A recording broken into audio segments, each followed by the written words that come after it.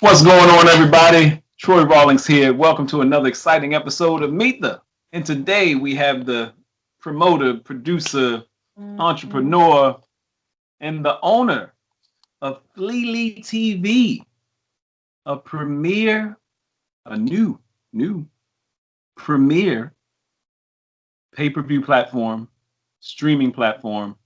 We're going to talk to the owner of it right now and wonder how in the world they able to survive with Vegas being just there's no casinos not open, everything not going on in Vegas, but they still holding it down with the entertainment piece. Give it up for Dion Lee. What's going on, brother? What's happening? What's happening? What's happening? Troy Rollins in the place to be with Fleet Lee. Not for free. Maybe I Not do it for charity. No, that's okay. Oh yeah, we can go there. What's going on, brother? Man, All right. everything is good. Everything is good, man. I'm just happy to be on your show to talk about what we have to offer over at Fleet Lee TV. And hey, let's rock and roll, baby. Let's make it happen. I'm excited. Yeah. Awesome. Big shout out to our girl Alicia Cooper. We interviewed Alicia Cooper, and she told us about her new projects and her projects being over on Fleet Lee TV. And we're like, Fleet Lee TV, I haven't heard of that platform. Well, it's new. It's new and it's black owned, and it's a couple that owns it, and the brother Dion Lee, and she mentioned you. And I said, okay, that would be perfect right now to sit down and talk right before the new year and let people know what's going on over at Fleet Lee. All right, let's go all the way back. I'm a Quentin Tarantino this interview a little bit. So let's go all the way back. Where are you originally from? I'm originally from Compton, California. I was born and raised in Compton, but I was raised half of my teenage years in the city of Carson. We moved on from Compton to Carson, moving on up, the Jeffersons, from Compton to Carson. And that's where I resided, man. That's where I'm from, Carson, California. I love it. I love it. So Carson, California, you go to school, you get a name because you said you were an athlete, you were doing sports, you were doing events. Yeah, actually, I got my nickname Flea from my old football coach, Gene Volnagel, who was the winningest coach in California at the time. I walked on campus as a 10th grader and was going up against the varsity, 7-on-7 stuff. And I was sticking the number one receiver in the state. And I guess the coach turned around and saw that I knocked the ball down, but the ball knocked me down. And he was like, man, that was some good coverage. That was some great coverage. But you're like a flea. The ball knocked you down. And so, everybody started laughing. And back in the 80s, I'm like, Flea Lee. That rhymes. You know what I'm saying? So I had a whole new swag with that flea thing going on. Coach recognized who I was. So it just stuck with me, since 1985 to 2020. So I've been rocking that name for a long time now. And then you translated into, when did you realize you had a thing for entertainment? Where did that shift and you started delving into entertainment sports, even though it kind of goes hand in hand? It goes hand in hand, but before that, I grew up I was born in the 70s, so I got to taste rap at the beginning. I got family in New York, so I seen the Bronx burning. I seen all that stuff that you see footage of today, and not knowing what I was really a part of because I was like 8, 9 years old, you know what I'm saying? So I'm not knowing what's going on. I just heard this form of music that was just dope. And I saw some guys in the park DJing with 2 turntables. Never seen that before. I come home from my summer vacation, told my mom I need 2 turntables. She said, why? I said, because I'm going to start mixing and scratching, all right? So back then I got an allowance. She said, if you come up with half of the amount of money, I'll come up with the other half. So I worked my tail off, pulling weeds, cutting grass, washing dishes to do whatever. And then ended up buying a mixer from Radio Shack. And I bought me 2 1200 techniques on my money and started DJing. So in the 7th grade, so that was about 82. So 83, I get to middle school, and I had 2 guys that rapped. So we created a group called the Skinny Sensation and the 2 MCs, one Dr. Ice and Chili C. So I was the Skinny Sensation on the wheels of steel. You know what I'm saying? So that's when I knew I wanted to be in this entertainment game. 1982. Sensation and the 2 MCs. Yes, sir. Ooh. You shouldn't have told me that, but I'm right. Y'all see me look down, y'all know I'm writing. You better Later write that down. we somewhere and I'm like, Skinny Sensation. Anybody see Skinny Sensation? Yes. They're looking for a stripper. So see, I always had a name that relate to my physical physique. Skinny Sensation, Flea being small in the football field. So, D-Bone was another name that I had, when I was running the elementary yard, you know what I'm saying? Right. Something that had to do with my skinniness. So you start doing the hip hop thing, you're doing the music. Did you ever think about, like, you saw these groups coming out because at the time you're doing this, there are other people doing this in California. There are other people doing this in Compton. Yes. Yes. Oh man. Cut to about 4 years later. Right. I seen Toddy T when he got started with the Battle Ram. Run DMC was my favorite group. Probably my favorite group of all time. So that's where we got the Skinny Sensation and 2MCs. Right. I like the New York style of rap because it was a show.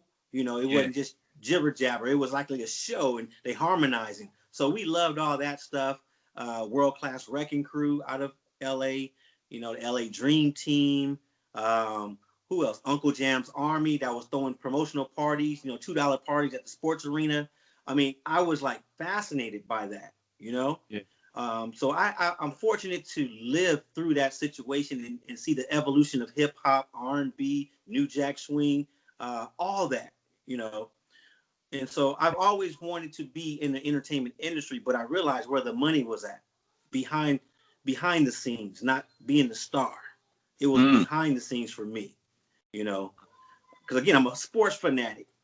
If an owner can pay an athlete $1 million, like Magic Johnson, when he got a 25-year, $1 million a year deal, how much is the owner making?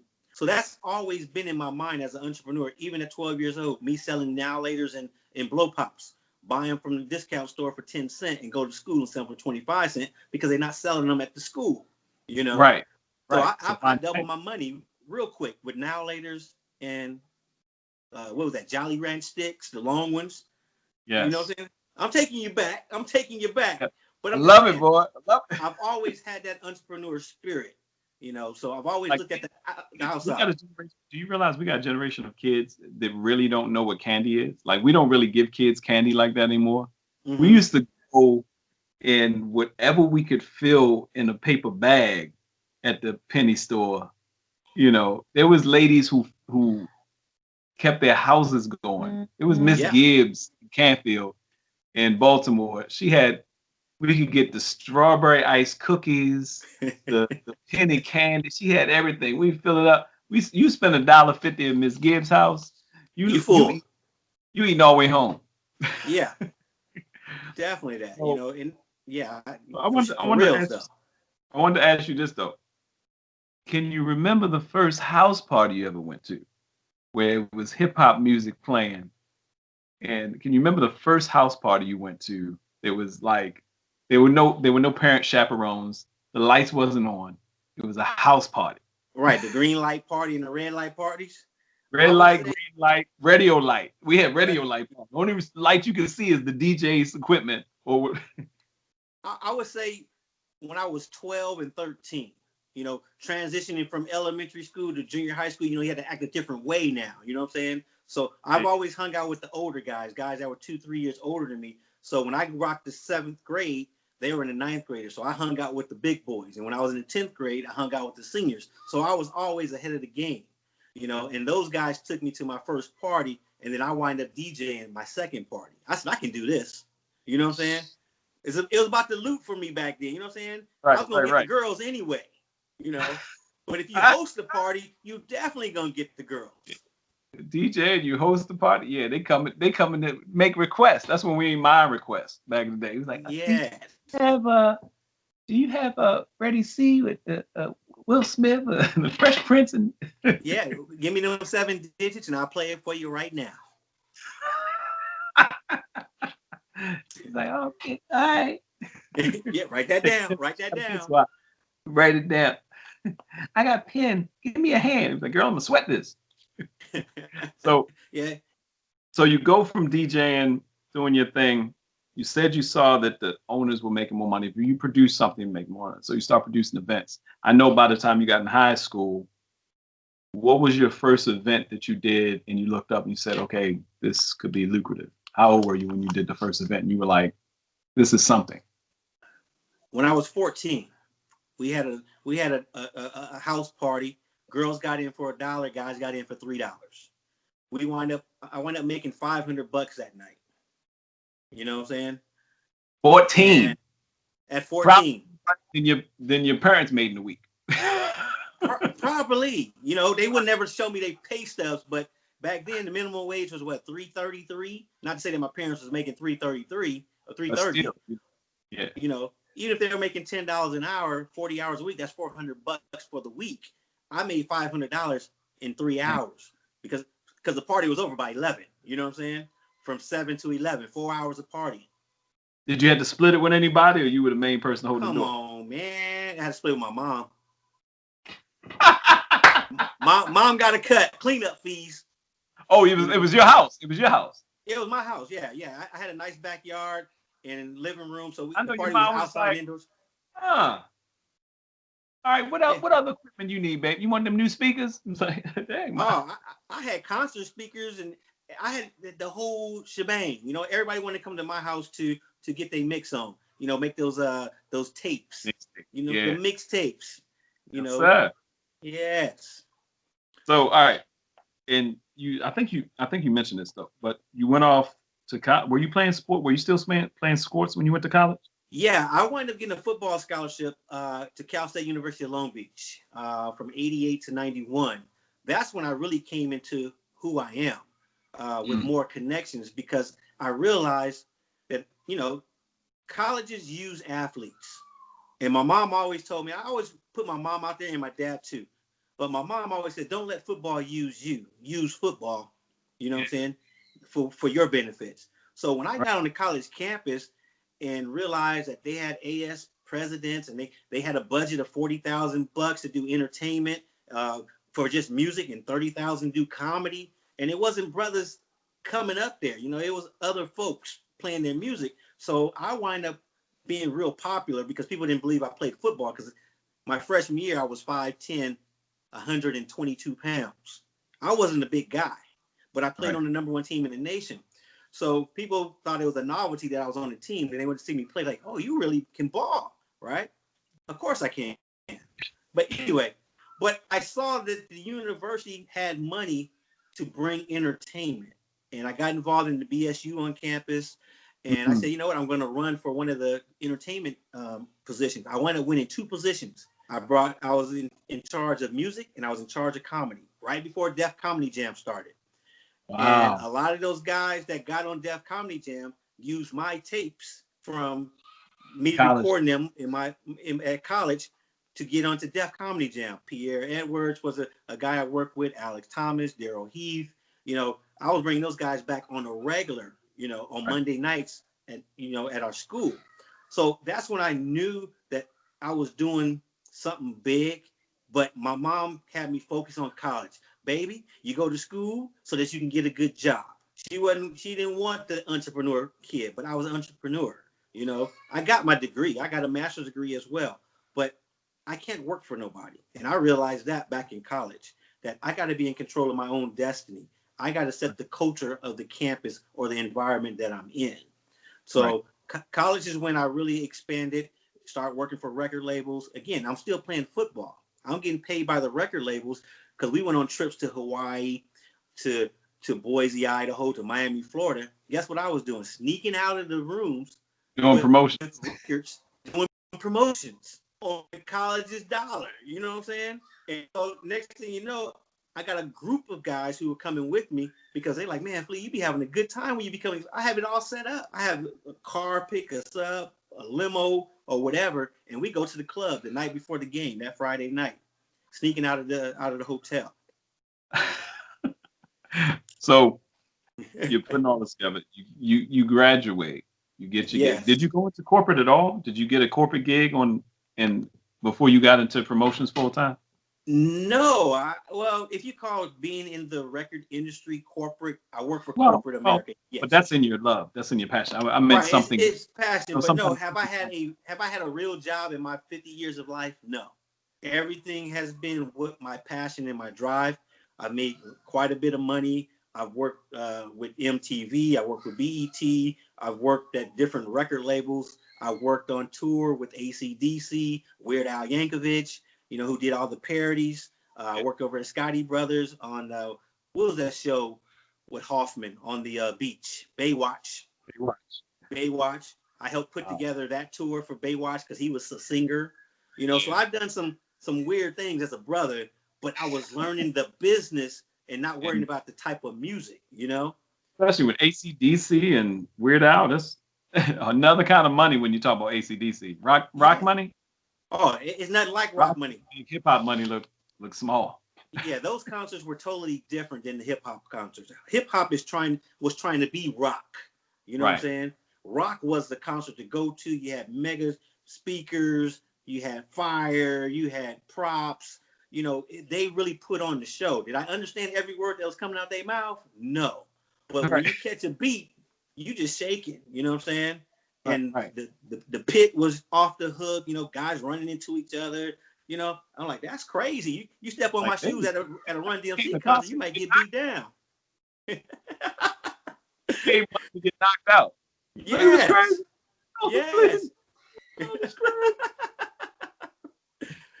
The guys are like, yes.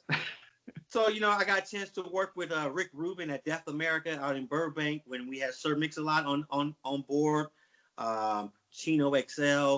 So there was a lot of cats that I helped mold and market to the masses. I've also worked for Pepsi. I did a thing called the Hip Hop Pop Tour. I worked for Discover Card. I was like what they called then was an urban marketing specialist. Today it's just an influencer. But what that is, corporate America comes to me because I'm a brother, then they want to get their products into the hood. So Taco Bell, Del Taco, I worked on some projects for them, Making It Fresh tour that we did for Del Taco because that was their slogan, making tacos fresh, burritos fresh. So we made the slang of that time period really worked well for corporate America to get in the urban or the black neighborhood. Let's just put it that way. Let's be straight up. They wanted to get their monies into, their advertising into the black neighborhood, and I was part of that, their leeway into the industry or into the peoples. Excellent. So let's shift gears a little bit and fast forward some. Okay. So when did you first come up with the idea? Well, obviously a platform, for those that don't know, when we say platform, some people may not know what platform is. Platform is pretty much a venue, but it's a venue for content. So did you at one point in time own or want to own a venue? I've always wanted to own a concert venue / club. I've always rented out.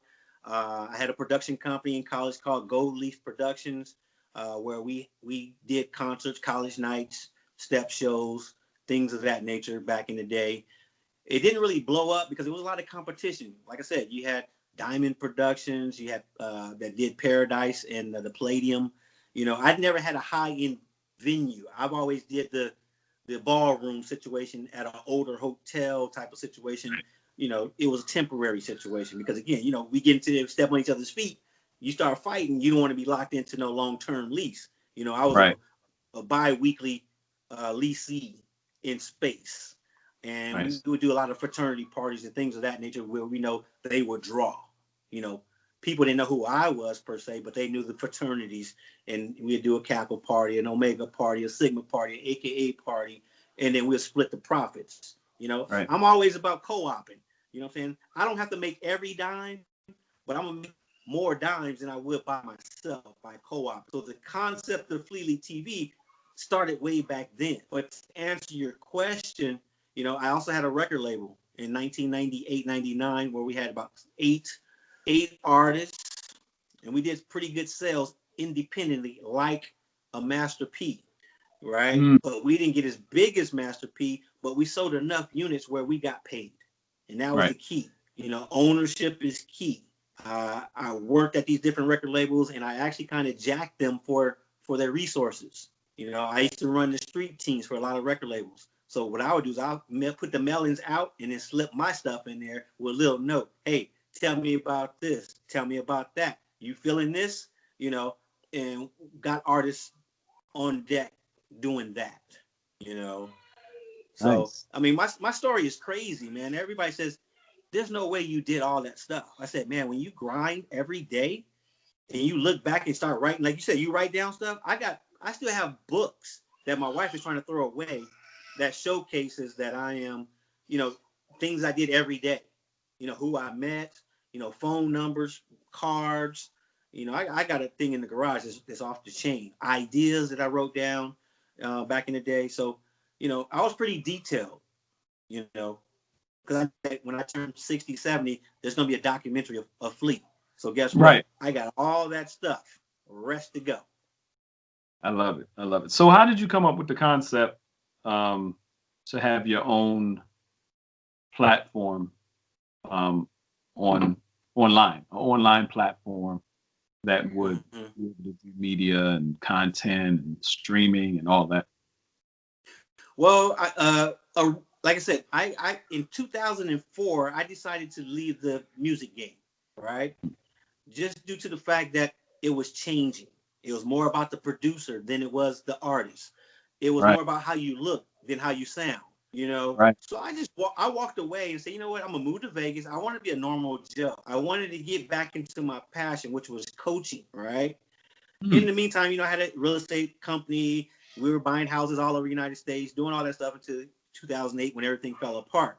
So we had a good 4-year run. And then from there, I just wanted to work with kids. So I worked in Parks and Rec from 2008 to 2013. I got very competitive with the kids, you know, as far as coaching them and wanting to win. So I wound up being a high school teacher and wind up coaching at the high school. So the pandemic actually changed my whole life back to the entertainment industry. Yes. So in March, you know, teachers were teaching from home, right? Right. So I'm like, okay, we don't know if we ever going to go back. What's going to happen? And I do a lot of historical research and things about millionaires, billionaires, that when a pandemic happened or a crisis happened across the world or the nation, you get a lot of millionaires made out of that time period. That's right. And so me and the like wife now. was just sitting like this time. Yeah. So again, you know, I'm like, ooh, opportunity is knocking. So me and my wife were starting, you know, who's my co-owner, co-partner with this, started sitting down and we started doing some stuff. And I got a couple of phone calls from a couple of comedians that that reached out to me, like, Fleet, what you think about this pandemic? Because I'm an idea person, you know. Come to me with a situation, I would come up with an idea, a marketing idea. So I had a couple of comedians contact me that are still on the road doing their thing. Like, man, what do you think about it? You know, if it's going to shut us down? I said, man, if it shuts you guys down, how you guys going to make money? Because that's how you make a living. You know, old school artists from the 80s and 90s and early 2000s. Road is everything. That's all they got. Froze everything. Exactly. So I said, you know what? Give me 2 weeks. In 2 weeks, call me back. I will have an answer for you. I start, you know, what were we doing? Watching Netflix, right? I'm like, damn, there's not enough entertainment value for me to see more people like me on Netflix, right? I go to Amazon. It's too big to see everything that's on there. You know what I'm saying? So me and my wife started talking. She said, you know, streaming. What about streaming? What if we streamed live concerts? What if we streamed live comedy shows? I wasn't even thinking about the movie aspect. I was just thinking about how I can help my boys and my girls on how they can monetize their work. In the meantime, I see a couple of my comedian friends on Instagram trying to do a comedy show just to keep in the flow with no audience. It was dry. Right. The comedians are funny, but it's hard to punchline when you got no reaction. They had that hit. They can't jump off the hit. They can't keep it moving, right? Yeah. So, you know, I started studying that real quick. I said, we got to get it where it's a live audience. It can be 20, 25, 30 people. It don't have to be a lot. It just got to be enough. I watched the Rudy Ray Moore story with Eddie Murphy. And I kind of cursed a little bit. I said, that MF is me. That's me right there. You know what I'm saying? The thoughts. kept it You know, going no matter what. He's like, what can no I do matter what, next? keep it going. What can I do next, right? So I'm like, okay, babe, let's think about this. So she started researching, bandwidth and some other stuff. And then Erykah Badu, she's another inspiration for me. She was the first artist to say, you know what, I gotta eat. I gotta create an ecosystem for my group. So she Right. wound up doing her.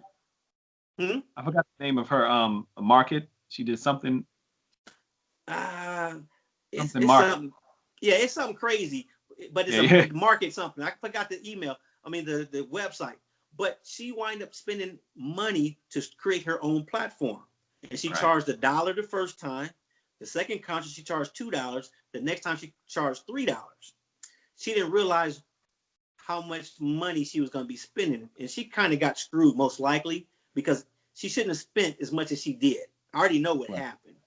And she had some great concerts, and I seen that she had 10,000 people on there at $3. I'm like, ooh, that's $30,000. And that was like a 3-day notice to say, hey, I'm doing a concert. So I started going back and said, wait a minute, what if we do it like a regular concert? Give it 4 to 6 weeks of promotion, drip on the people, and say, we're going to be at this place at this time live. Now your fans worldwide will spend time and know that that's where they're going to be. Right. So I saw some holes in that. BBD tried something, in the middle of the stream, the concert went dead because people don't realize when you do live stream, just because it's available for the whole world, you got to have enough bandwidth to service it, right? Start hitting up that server. Right. And our people, what do? Wait till the last minute.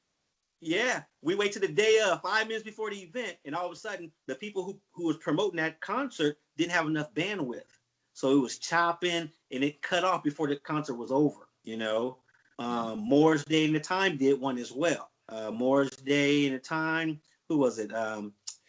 Cameo, the Mary Jane Girls, and what's my other group? But they did one, and they had the same issues. So we already had, everybody want to be first to market, but just because you're first to market don't mean you're going to be successful, Right. So those are some investments that I spent $3, $9 to evaluate what they did wrong. That's probably the best research money I spent. Less than $100 on about 4 concerts for research. And I got to the bottom of it and said, we can do this. This is how we can do it.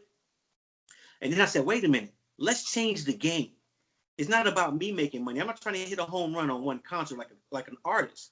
I'm gonna go up to bat a whole bunch of times. So let's give them the lion's share of the income. Back to what I was talking about earlier. Because who knows Flea? Who knows me? But these artists, they got fan bases on Facebook, Instagram, and whatever. And what tipped the hat over was when Babyface and who was that? Babyface and which one was on Versus? Teddy Riley. Because again, I'm old, so I'm not jumping platform to platform. I thought Instagram was stupid. I thought Snapchat was stupid because I'm already on Facebook. I got my friends, I got my crew, but I didn't know what those platforms were used for because again, I'm kind of aged out of that. I'm just in connection with, but not knowing how these people go viral and selling new merchandise because I'm out the business, right? 15 years out the business. I got out the business right before Facebook came out, So I just made all my connections through Facebook.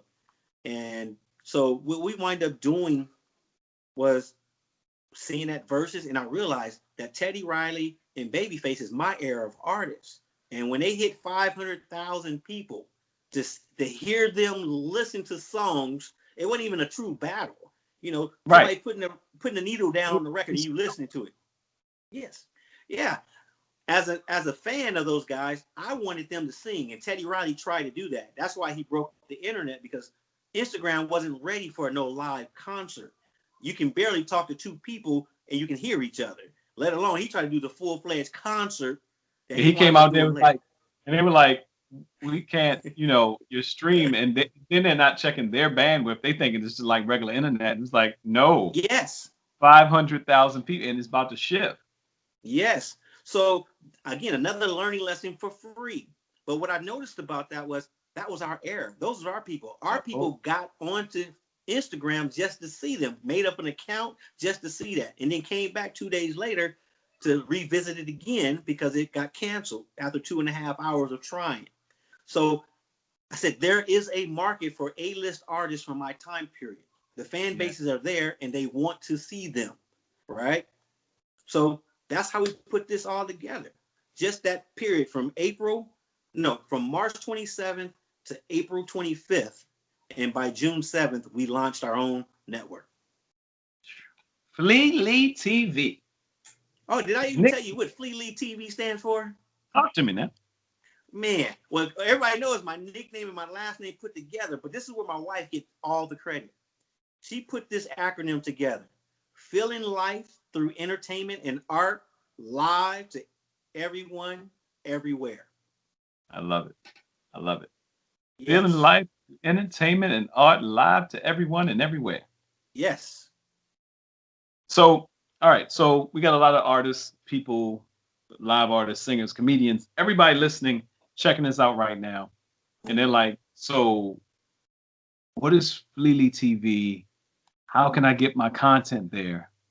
And how does it work for me?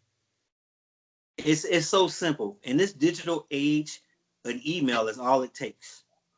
I can be reached at flea@flealeetv.com. That's so simple, right? Flea@flealeetv.com. Let me know that you're interested. I will send you a deck, of explaining what program you're bringing. So if you're a live entertainment artist, like a comedian or a live band, we have a deck that showcases what we do, how we do it, and how much money you make. Okay. If you are a content creator, web series, shorts, I call them mini minis, which are longer than shorts, but not quite features.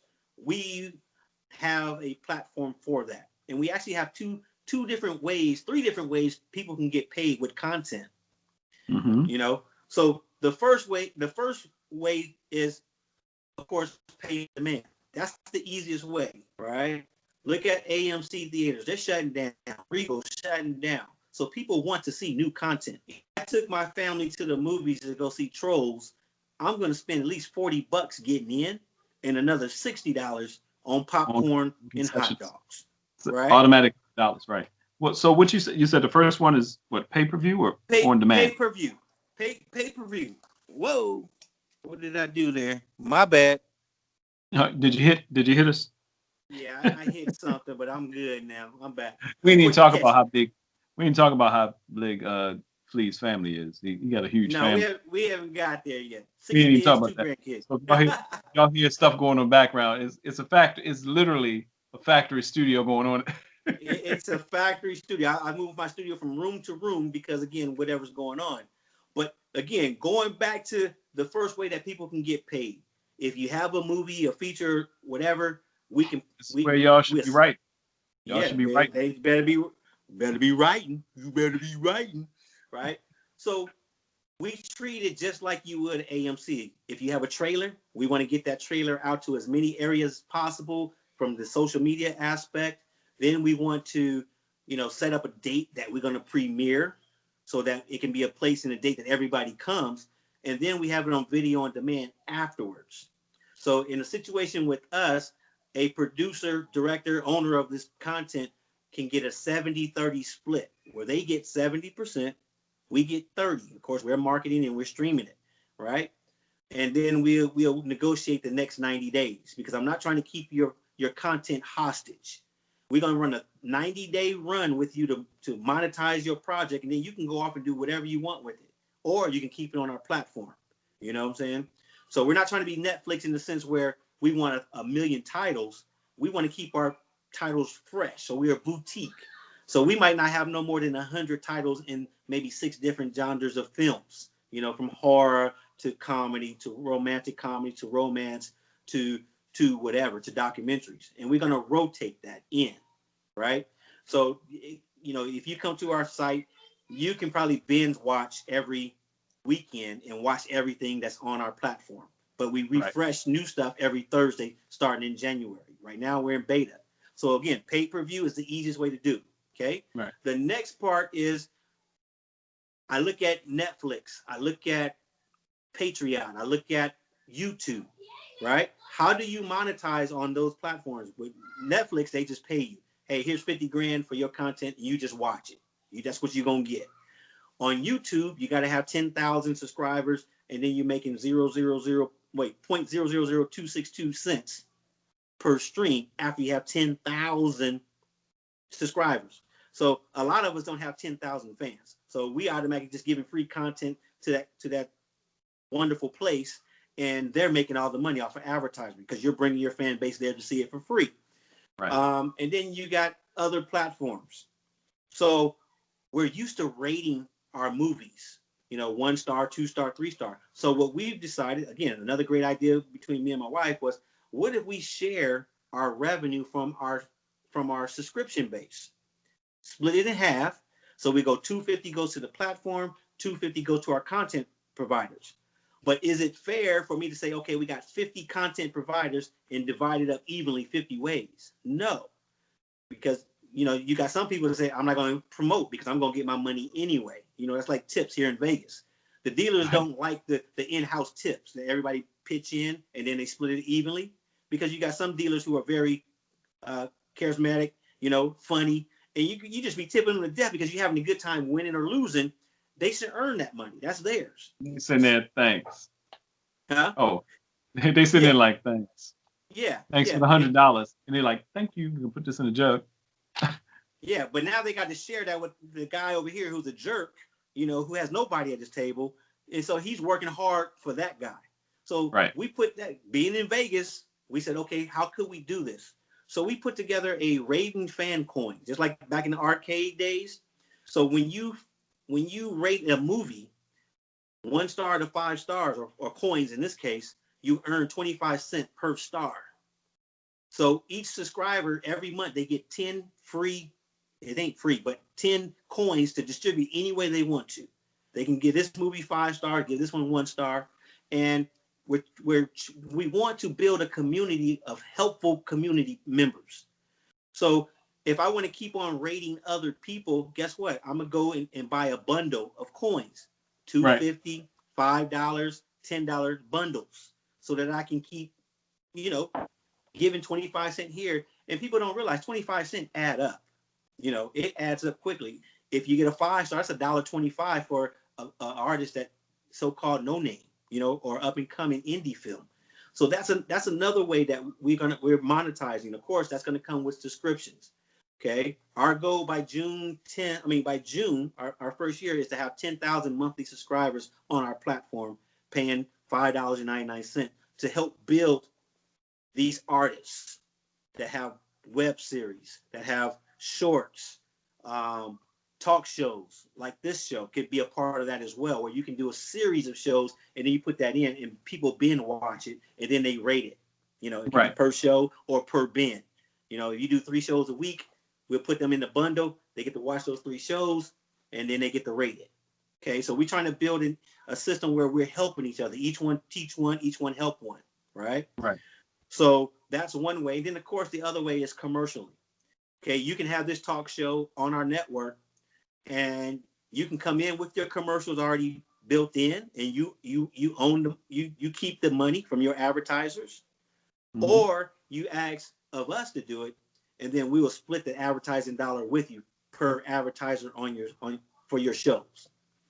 So we're all about giving it back to the artists and the content creators, because without them, there's no such thing as a platform. So we're very artist friendly.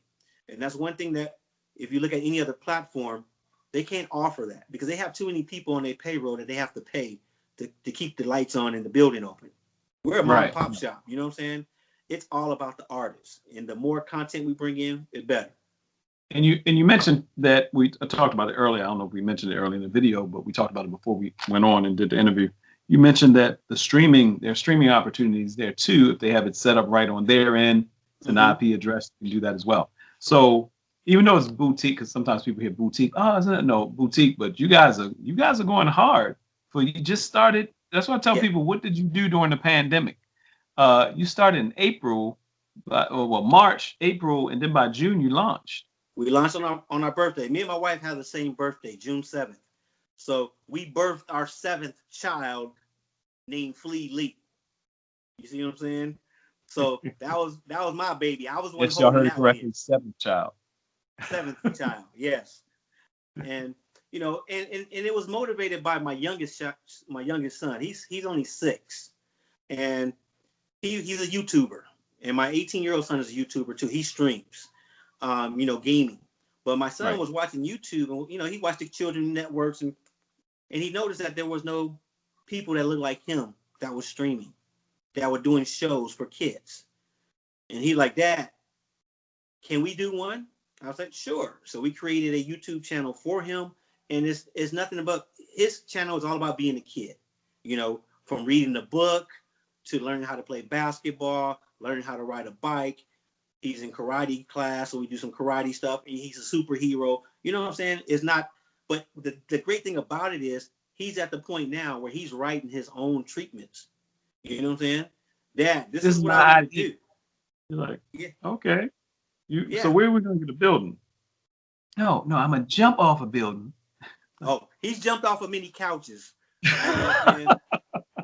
And we got a trampoline in the backyard. So he's done a project out there. He like health and fitness. So he's lifting weights. He's doing jumping jacks, push-ups, and he running.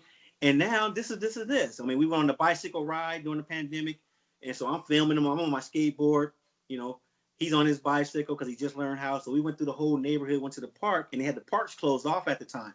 So he's like, Dad, what did that sign say? Because he wasn't quite reading all the big words, but he knew that it was closed off.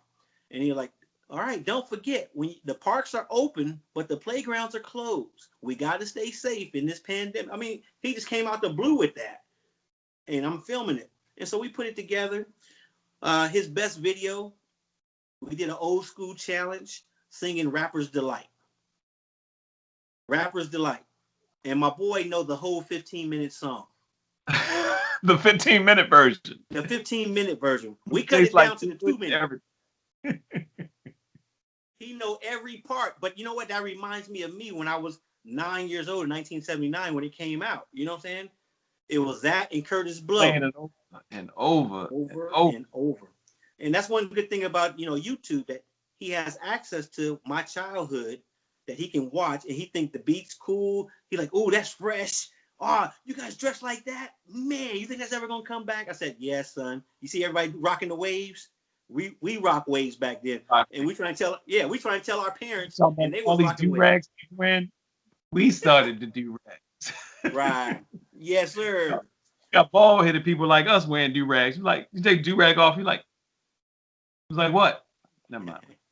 Definitely. So, I mean, that's my inspiration, to leave a legacy for him. I'm an older parent as far as he's concerned. When he graduated high school, I'm going to be in my 60s. You know what I'm saying? And it's not knowing if you're going to be here or not. But if I can teach him all the tools and the things that I've learned over my lifetime, then he has a treasure box to open up and say, my dad taught me this, my dad taught me that, my mom taught me marketing, taught me this, that. And we're preparing for him to take over. We actually have a Gen Z network that we're going to be creating in 2021. That's just for his generation of kids growing up, content.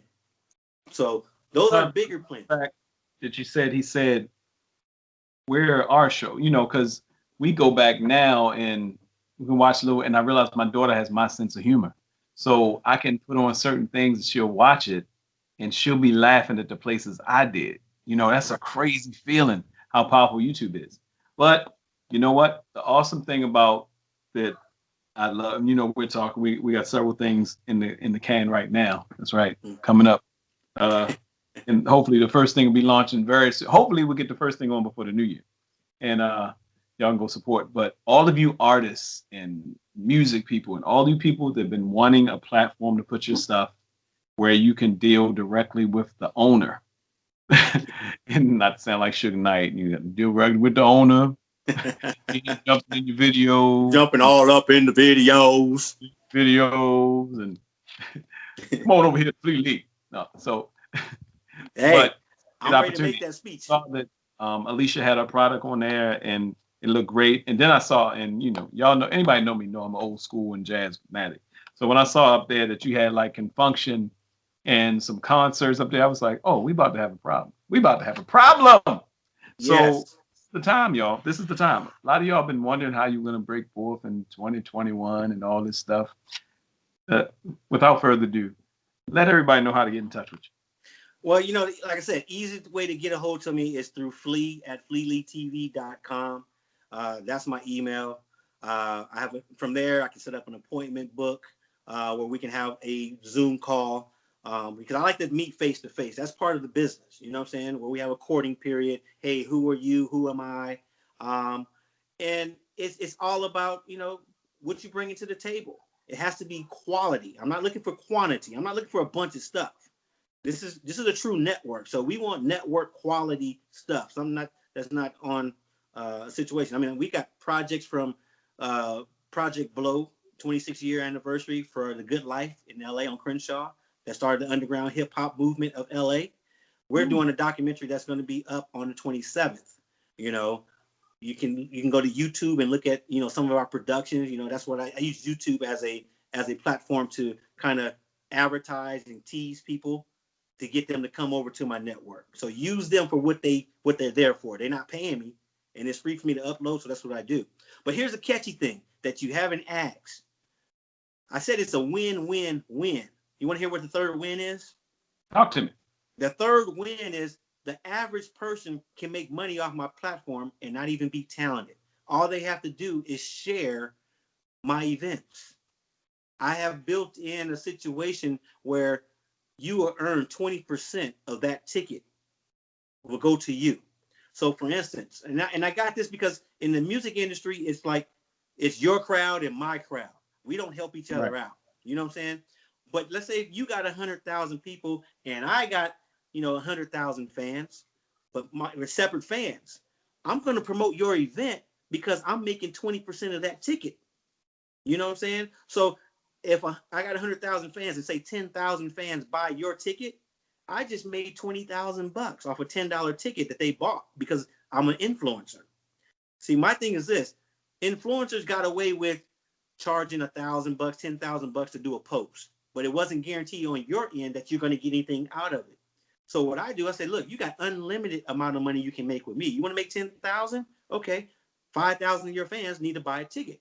You want to make 100,000? 50,000 of your fans need to buy a ticket. So guess what? That incentive is I can make money and I'm not even doing the work. I'm not even performing. So that goes for our movies. Anything that's on our pay-per-view program, you can earn money. Even on the video on demand, we have it taken care of. And that comes out of our pocket. Okay. Yes.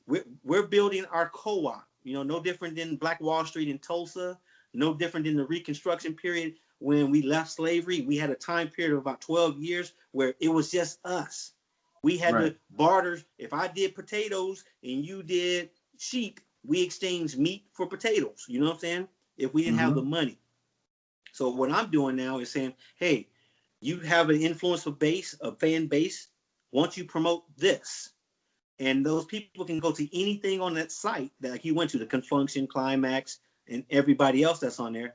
And if that person picks that and buys that, you earn the money. You know what I'm saying? So my thing is, it's win for the artist, it's win for Fleet TV, and it's win for the promoters, and it's win for the fans because you're going to get quality production that's coming your way that you're going to enjoy at a very low price. You know what I'm saying? We're not trying to charge an arm and a leg.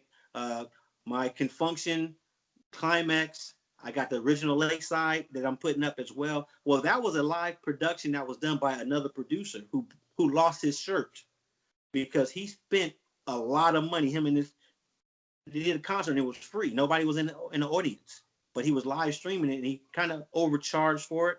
So I said, look, why don't you bring that to my platform? Because he didn't know what to do with it. He got in the can. I said, let's break it up into individual concerts. Let's promote the individual bands because each band has a favorite. You know what I'm saying? Have a following.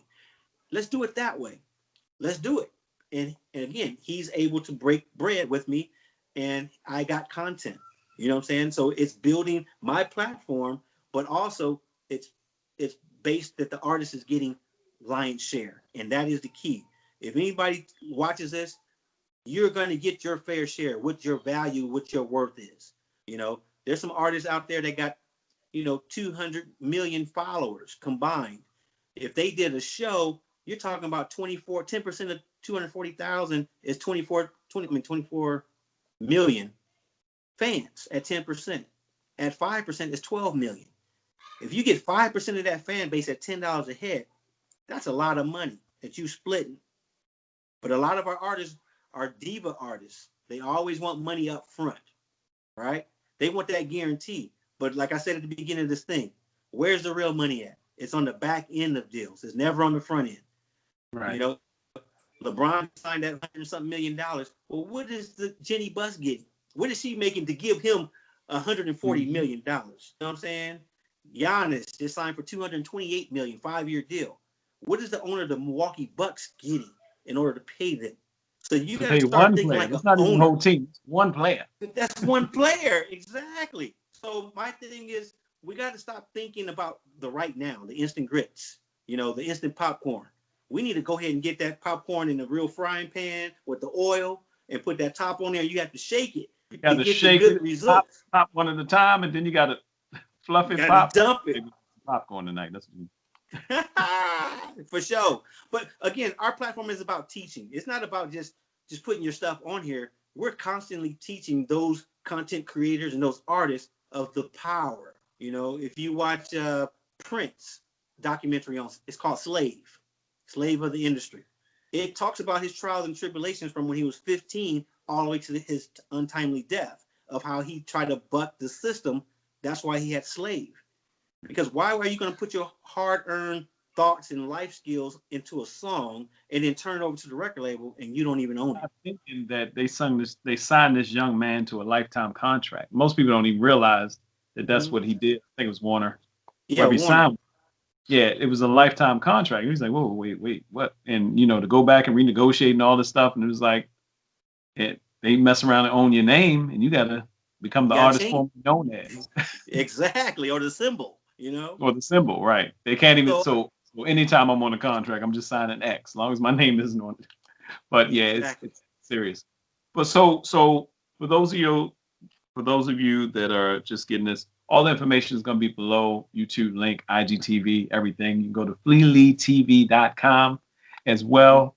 And what else you got to say to people before we get out of here? Man, you know what? The power is in the people. I wasn't born in the 60s movement, but that movement has carried over. You know, no matter what nationality you are, the people is what make the world go round. But you got to put yourself in the position of power. If you're the artist, you're more powerful than that record label. You're more powerful than that movie studio because you have the concept, you have the ideas. You just need distribution. You need marketing. That's where we come in. You see what I'm saying? We're that avenue. You don't need those big companies. You know, independent record labels, the young people I love because they're just like, hey, we're just going to stream and we're going to make our money. But they don't know how to spend their money. I have an issue with that. You know what I'm saying? Why are you going to carry $100,000 in a Gucci bag going from town to town? That a little bit too much flossing for me. You know what I'm saying? Right. But it's a lifestyle. I got it. But my thing is, what are you going to do with that 100,000 or the other 100,000 that you're not showing off? How you invest in those things? There's artists out there that wish they had a second go around because they would do it different. This is their opportunity to come that second go around because you have fans out there. Radio stations is one old school station per city, right? And they don't want to hear your new stuff, but your fans do. They want to hear the oldies, but what are you up to now? What do you sound like now? What do you look like now? You know, that's the fascination of fans, right? Mm-hmm. And, you know, I'm reaching out to MC Hammer. I'm reaching out to Too Short. I'm reaching out to DJ Quick. You know, I wish Michael Jackson was around. I wish Prince was around because they would jump on this in a minute because you know what? They know they got the world in their hand and now they control everything about this production. You see what I'm saying? So the power is in numbers. Co-oping is what we're doing. FleaLee TV is where it's at. You don't know us now, but now you know. You know what I'm saying? You don't know us now, but now you know. So FleaLee TV. Dion FleaLee of FleaLeeTV.com. Thank you, brother, for taking a hot minute. Don't forget, go to the website, check it out. You can check out the site now. You can check out the site, see what events are on there, see things if you just want to go and support. If you're an artist, Flea at FleaLeeTV.com. The information will be below. Thank you, brother, for taking time out. Man, hey, this is the start of the true future for artists right here.